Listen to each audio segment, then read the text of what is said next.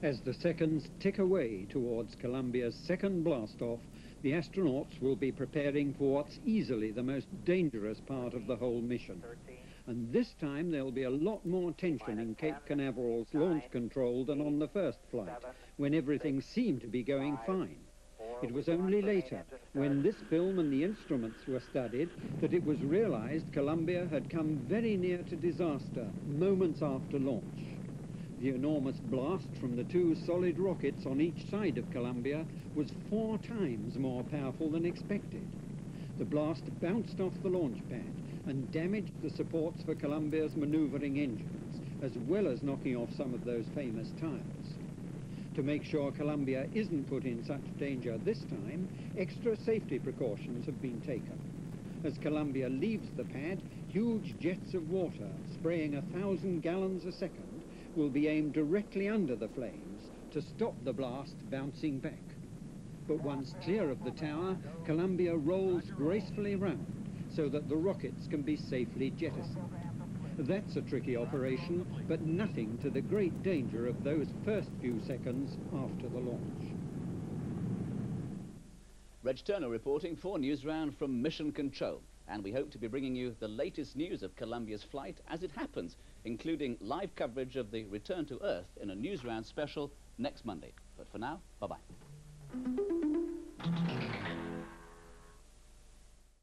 Pad 39A at the Kennedy Space Center, and the Columbia's been here before.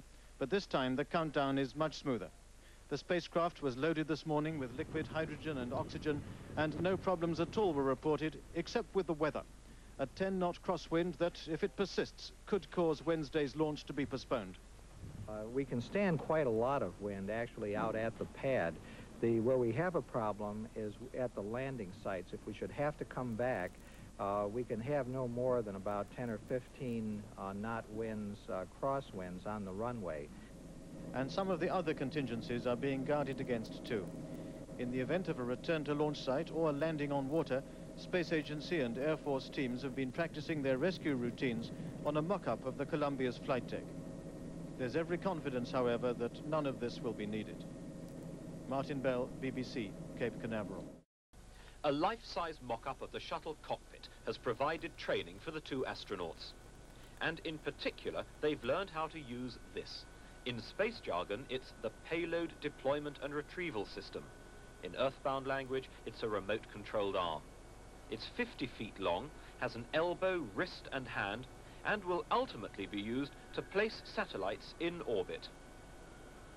And this is where the astronauts will control the mechanical arm from. They can control all its movements, and from here, they can control the 2 cameras on the arm, one on the wrist and one on the elbow.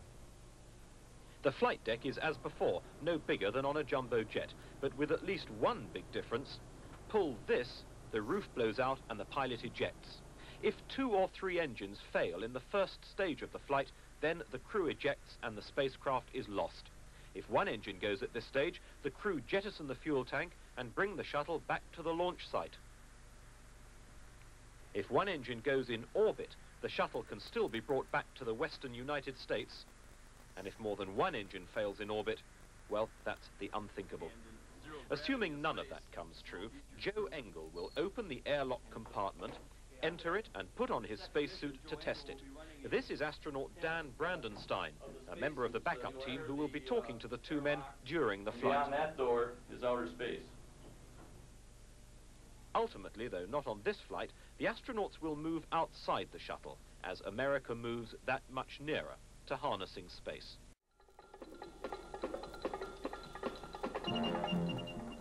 Hello again, and first tonight we go to America, where everything is fine for tomorrow's launch of the Space Shuttle Columbia, apart, that is, from the weather.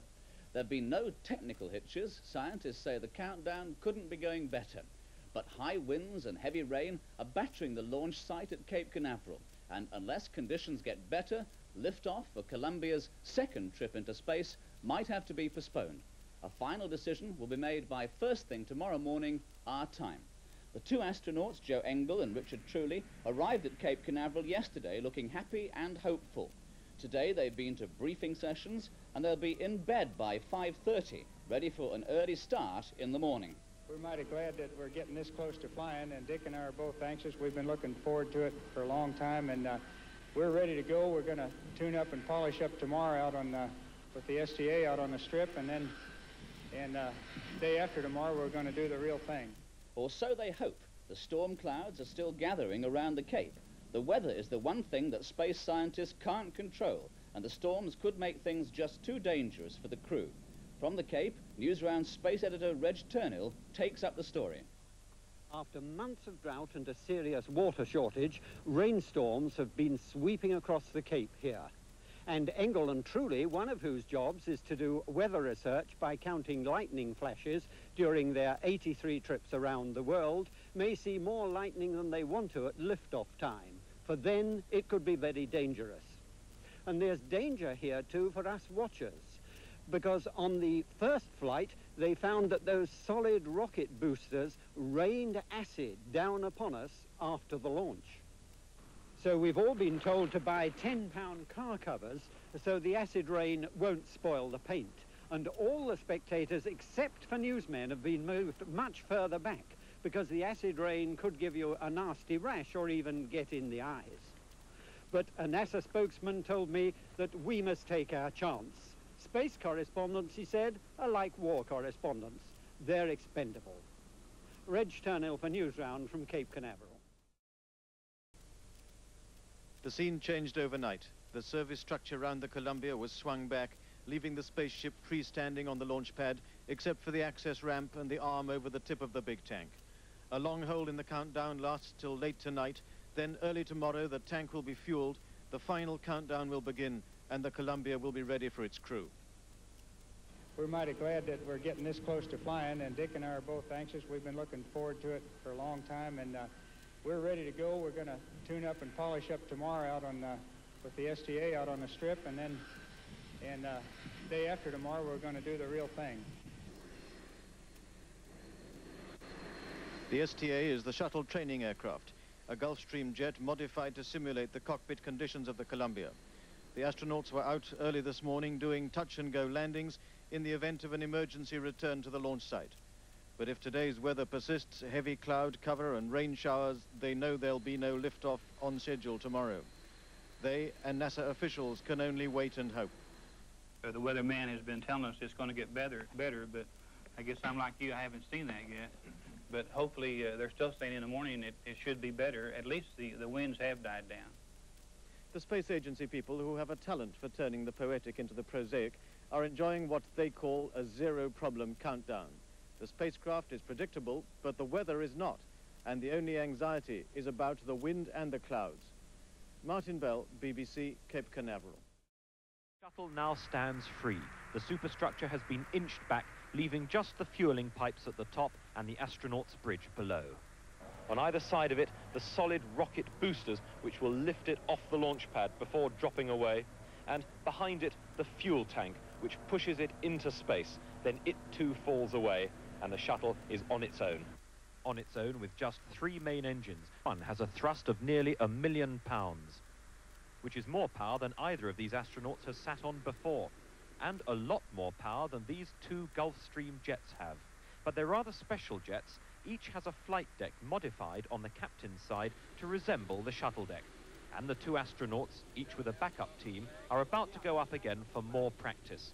The commander, Joe Engel, has flown at a height of 50 miles before, which is technically space, though he has not been in orbit. But Captain Dick Truly has never been in space, though he does have 6,000 hours of jet flying time. I'd just like to say the Columbia's ready, and Joe and I are more than ready, and we really appreciate all y'all coming out this afternoon to greet us. We're all set to go, and I couldn't thank you anymore. We're glad to see you. Thanks a lot. Meanwhile, what worries Mission Control the most is the weather. Tomorrow looks unsettled, and after tomorrow, the forecast is not good. Ultimately, whether or not man's most sophisticated flying machine flies again might depend on whether or not it rains. John Suchet, News at 10, at the Kennedy Space Center in Florida. Right, well, let's go back to Martin Bell now in Cape Canaveral to see if he's got any more news on the takeoff. Martin? Yes, the hold period is now over. We are 19, 18 and counting. The news still isn't good as far as the weather is concerned. No decision has yet been made. Commander John Young, the commander of the previous shuttle mission, is up aloft at the moment in a Gulfstream jet trainer, looking to see if he can find a hole through the clouds. And the decision to go might very well be a pilot's decision based on what he reports back. At the same time, there has been a problem closing out the clean room. There's a problem with a cork in the thermal protection system. They think they can solve that. What they don't know they can do anything about is the weather, and really they have only a few minutes in which to make up their minds about that. Okay, a critical few minutes there. Martin, we'll be back as soon as we can. Well, now we are, in fact, getting pictures, live pictures from Cape Canaveral. So we'll now go over to Martin Bell once again. Martin, first of all, before we talk about potential hazards in the flight, is there going to be a flight, in fact? Because I think John Young was airborne in a Gulfstream looking at the weather conditions last time you spoke to us. Has he been able to report back yet?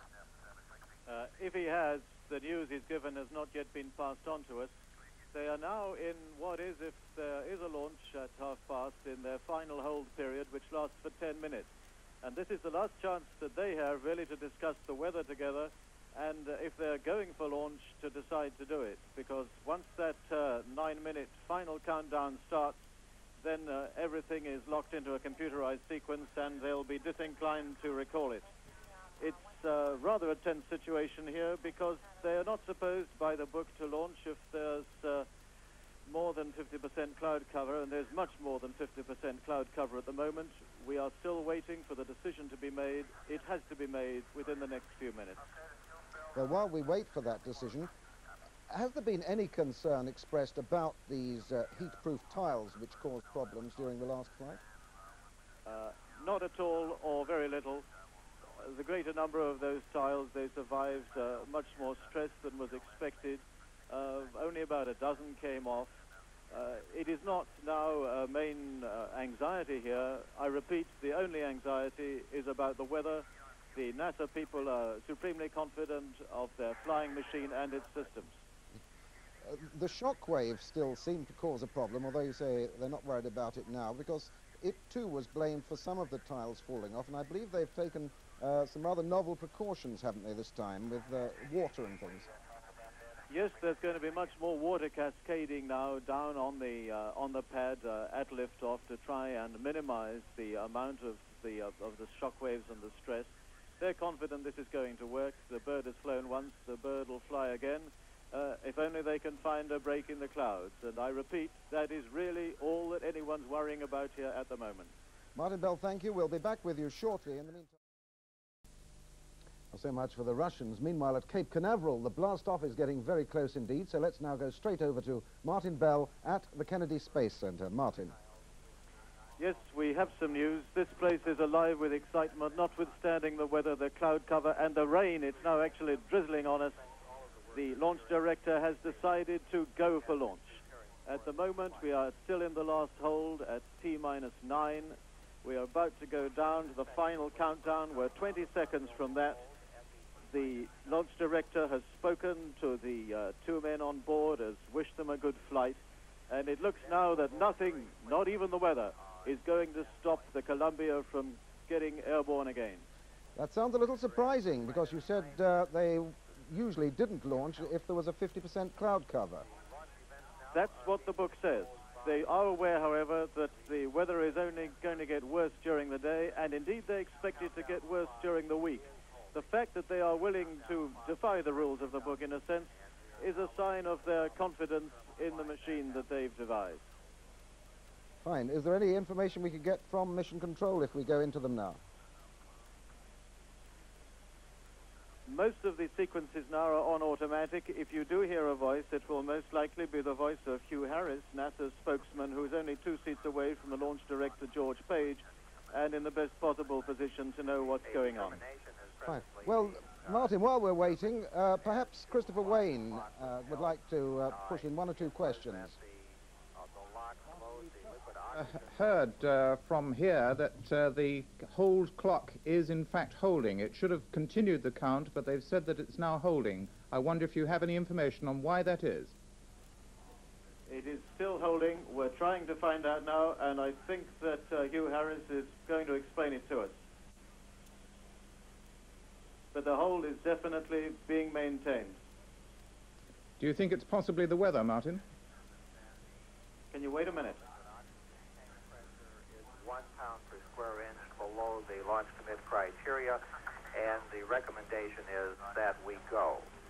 We're standing by now to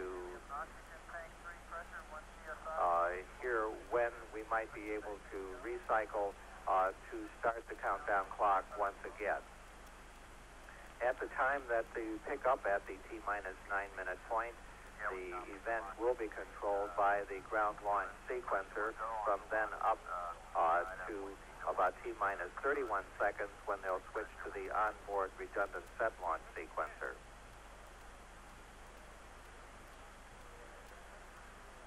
I think that gives you the answer you wanted. There is a problem with oxygen pressure, not a severe one, and they are intending to go ahead nonetheless, but the clock has not yet been restarted. Martin, thank you very much indeed. I gather it's about 9 minutes, is it now, to blast off? We're on a 9-minute hold, but it's not a real 9 minutes until that clock starts to run again. I see. Well, perhaps we can come back to you shortly. Well, let's stick now with NASA Launch Control at the Kennedy Space Center as we enter the last few moments, the last minute and a half before launch of Space Shuttle 2. Go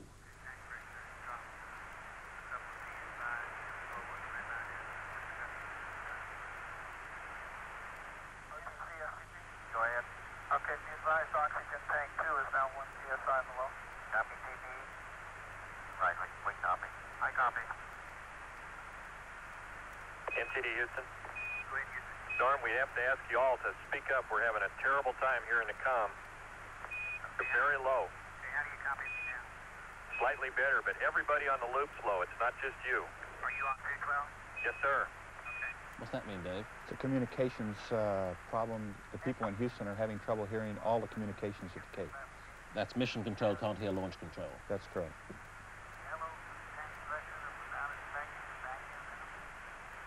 Now, George, this is the ET flight mass indicator, which is a measurement that we send back and forth between the integration console and the main prop console. They're holding the countdown clock, Dave. Would that be to sort this problem out? No, I think the hold is for the weather, but it's really not clear to me why, because we missed that last call from the Cape. 1 to 3 psi below the lower limit control pressure. No, it still has not. We're still waiting for it to be resumed. Launch control has been explaining to the crew of the Columbia what the problem was. We still have every reason to suppose that the count is going to be resumed, but it hasn't been resumed yet, and we're waiting to hear from Hugh Harris, the voice of NASA, in there in the control room, exactly what they're going to do. I mean, is there a chance that they could change their minds even now and call it off? Yes, of course, they can. They are not committed. I mean, they're not committed for some minutes yet. But from we get a sense that they are determined to go through with this. The problems they have are minor problems and shouldn't stop the launch, though they might already have, in fact, delayed it. Yes, those of us listening are particularly laymen like myself are perhaps a little confused by these holds that you get. Now, when this hold is lifted, how much of the countdown is left? We have 9 minutes left. They can continue this hold indefinitely as long as the launch window lasts, if they wish to. But once that clock starts again, then it means that liftoff will be in 9 minutes, and everything is in a very tightly controlled and computerized sequence up to blast off. What is the atmosphere like there amongst those of you watching it on the site, so to speak? There's a lot of excitement. There was cheering and clapping when it was announced that they would go for launch, because simply the weather had seemed so bad that I think most people were resigned to the idea that they wouldn't. On top of that now, I think we're having a little anxiety as the minutes tick away and the unexplained length of the delay persists. But most people, I think, feel we are going to go for launch. There's a big crowd out here and hoping to get it really within a matter of minutes. This must, of course, have some sort of effect on the crew, or are they too busy to worry about delays like this? They are among the most highly trained astronauts who've ever flown. Engel has been an astronaut for 26 years. They are trained to expect this kind of thing. And, of course, their predecessors suffered much worse, having to abandon the first attempt and come back 2 days later. We've been expressing a lot of surprise and indeed admiration at the age of these two astronauts, indeed the age of a good many astronauts. They all seem to be sort of late 40s, early 50s. Do the Americans seem surprised by this, or do they take it for granted? I wonder if you'd excuse me if we just listen to the voice of Hugh Harris. He might tell us what's going on. Yeah. We'll wait to hear from you, Martin. The oxidizer tank on the external tank was slightly below specifications, which is what stopped the clock originally. Then it was, once the clock had stopped, it was also determined that the pressure in the three tanks which supply liquid oxygen to the fuel cells was just slightly below specs also.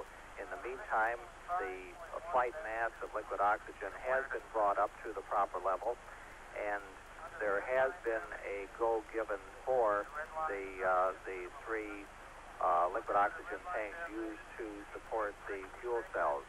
Those fuel cells, by the way, assume the full weight of the electrical load of the orbiter about the T-minus 15-minute point, and so are using some of that liquid oxygen and liquid hydrogen at the present time.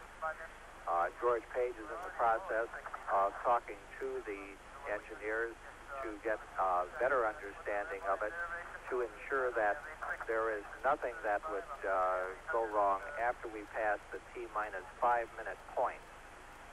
The T-minus 5-minute point is particularly critical because it's at that point that we start the auxiliary power units, which supply hydraulic power to the aero surfaces and for gimbling the engines on the orbiter.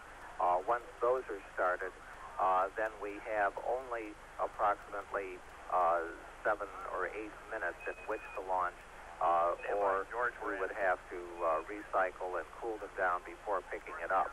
At this point in the count, however, we have approximately 90 minutes in which we are able to stay in the hold.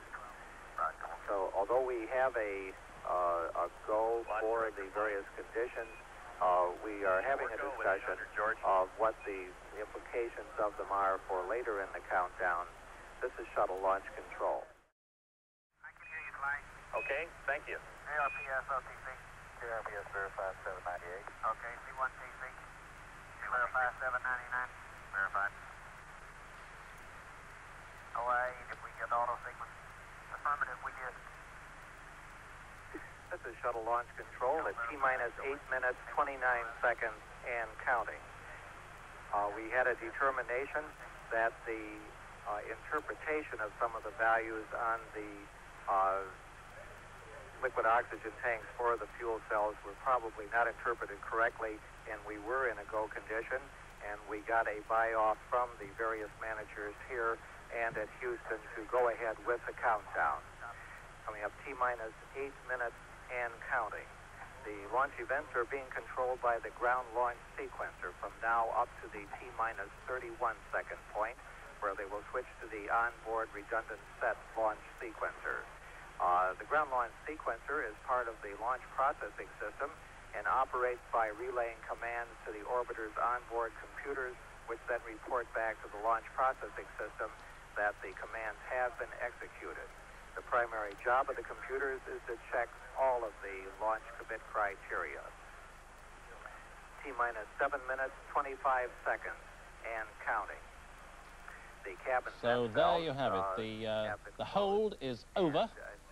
Into the final sequence of countdown for the launch at last. So it looks as if that problem wasn't as great as anything that could hold it on the ground for the 90 minutes which they can stick around for in this particular sequence. And we have start of the retraction of the access arm at the 195-foot level of the fixed service structure. They're pulling the gantry away now, Dave.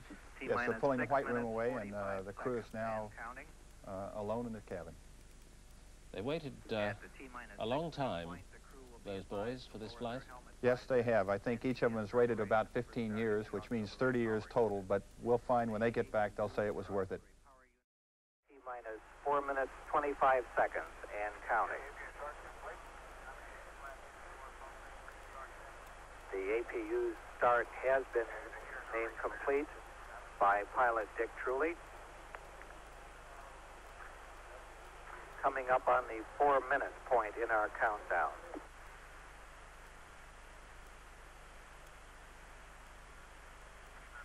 T-minus 4 minutes and counting.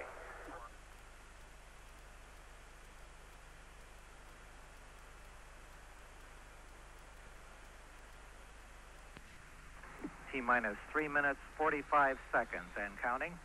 The elevons, feed brake, and rudder are being moved through a pre-programmed pattern to assure that they'll be ready for use in flight. T-minus 3 minutes, 30 seconds and counting. The shuttle is now on internal power. However, the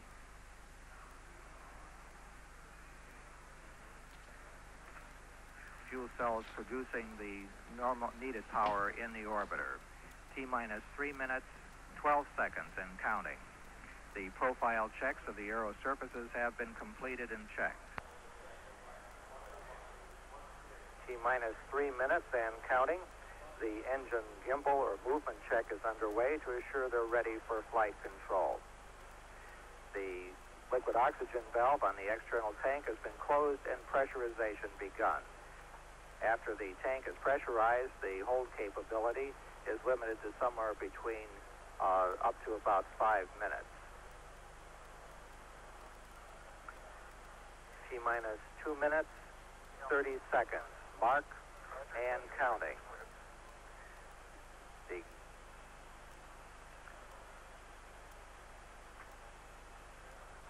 The fuel cell ground supply of oxygen to the hydrogen have been terminated. T-minus 2 minutes, 15 seconds. The pressure in the liquid oxygen tank is at flight pressure.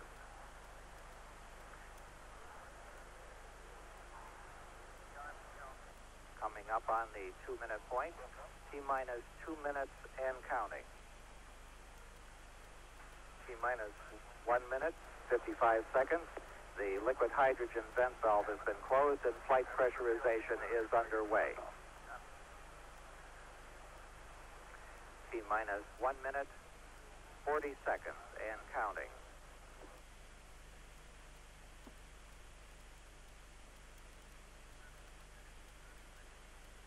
T-minus 1 minute, 30 seconds and counting.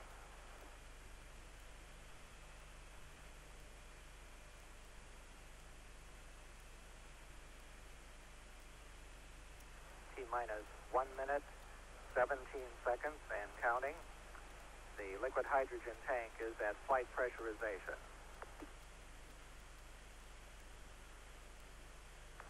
Coming up on the 1 minute point in our countdown. T-minus 1 minute and counting.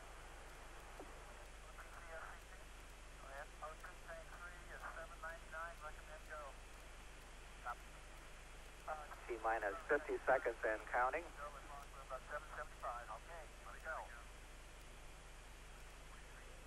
Coming up on 40 seconds, T-minus 40 seconds. The development flight instrument recorders are on.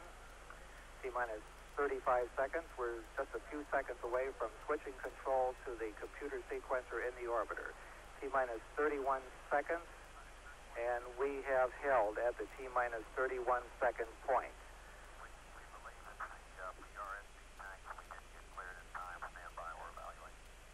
An evaluation is being made as to why the countdown has held at the T-minus 31 second point.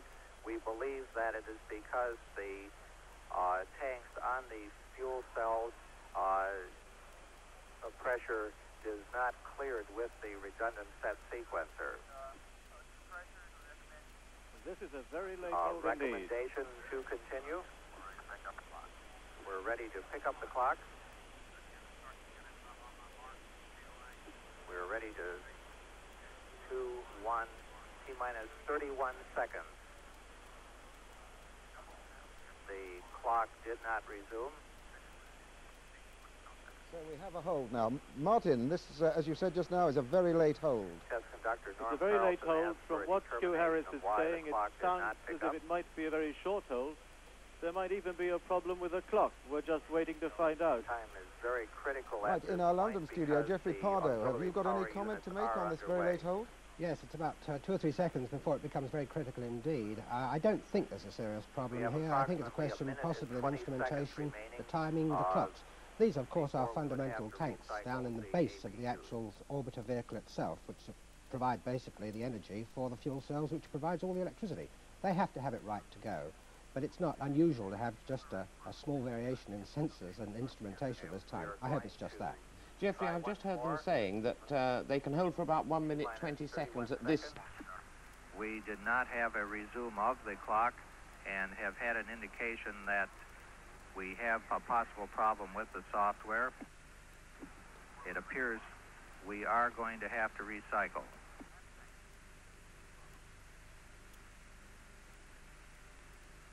Now, it doesn't look like we've got a good handle on it.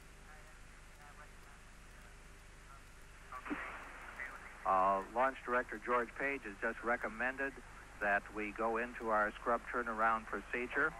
The clock has stopped at the T-minus 31 second point, and a determination will be made as to why that occurred. The crew is in the process of turning around and going back to an appropriate hold time. That doesn't mean, Dave, that it's scrubbed for today. We have a go for APU shutdown. The auxiliary power units are being shut down at the present time. It does. This is the major time constraint which we have when we get into the last 5 minutes of the countdown. We have the capability with the fuel on board for the APUs to have one more attempt today.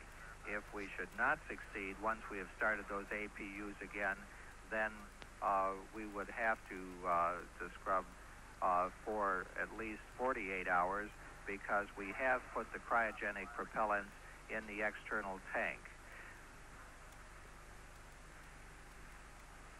And the launch window is 4 hours, 30 minutes. At the present time, however, no determination has been made as to precisely where we are recycling to, or whether we will be able to get the clock started once again. We are going back to the T-minus 9 minute point in the countdown at this particular point. K3, I'm understand off? Off. Okay, APU controller power is 3. I'm doing OFF off. Roger. Hydraulic main pump press, all 3 to norm. That's Dick Truly responding to the launch control, the launch countdown conductor, in setting the switches inside the cockpit of the vehicle so that they can recycle. Pilot Dick Truly has been asked to open his visor, and he and Engel process of reconfiguring the switches inside the orbiter for a return to the T-minus 9 minute point in our countdown. You're ahead of them, Dave. Well, I've been there a couple of times.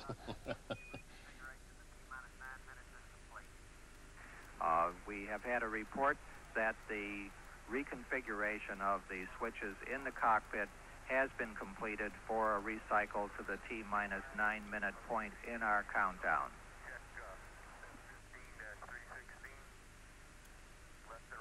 So, one more stab at getting this thing into the air. What's John Suchet thinking at the Cape? Well, Peter, you can imagine the disappointment here. Hardened cameramen who have come from all over the world shaking their heads in despair. 31 seconds. It was so close they can hardly believe it. However, you never know. There may be a silver lining in the cloud, literally. It's rotten weather, thick clouds up there. By the time this thing finally gets off, who knows, we might get a brilliantly bright and blue, sunny Florida day. There's at least that to hope for. Back to you. Of sophisticated machinery, otherwise known as the Space Shuttle, stand idle on the launch pad, victim of what became literally a last-minute hold-up. The Columbia craft was just 31 seconds from the start of its historic journey when the launch computers stopped the countdown clock. The problem, oil pressure in the fuel tank was too high. Now all the fuel, 500,000 gallons of it, is being drained, and that takes time. So it'll be Friday afternoon at the earliest before they can try again. Today, though, they were so confident, as our correspondent Martin Bell reports. Early morning at the Cape, the Columbia seemed to be towards the end of one of the smoothest of countdowns. The astronauts, Joe Engle and Dick Truly, were going through the familiar pre-flight routines. The breakfast of steak and eggs. Afterwards, the walk to the suiting room. The final checks of equipment and procedures. The countdown had been so trouble-free, there was little doubt they'd be on their way into orbit, weather permitting. At the present time, the astronaut crew on its way up the slope to the pad surface. The elevators being brought into position to receive them, where they will go up to the White Room at the 195-foot level. At that time, it seemed the only doubt was about the weather, cloudy skies and crosswinds, difficult conditions for a return to the landing site in case of an emergency. John Young, commander of the previous mission, went up in the training aircraft to look for a hole in the clouds, and his report was favorable. They could go for launch. We are go. PLT is go. LRD's go. The final countdown was on. The so-called beanie cap was withdrawn from the top of the external tank. Columbia was within less than a minute of liftoff. T-minus 40 seconds. The development flight instrument recorders are on. T-minus 35 seconds. We're just a few seconds away from switching control to the computer sequencer in the orbiter. T-minus 31 seconds. And we have held at the T-minus 31 second point.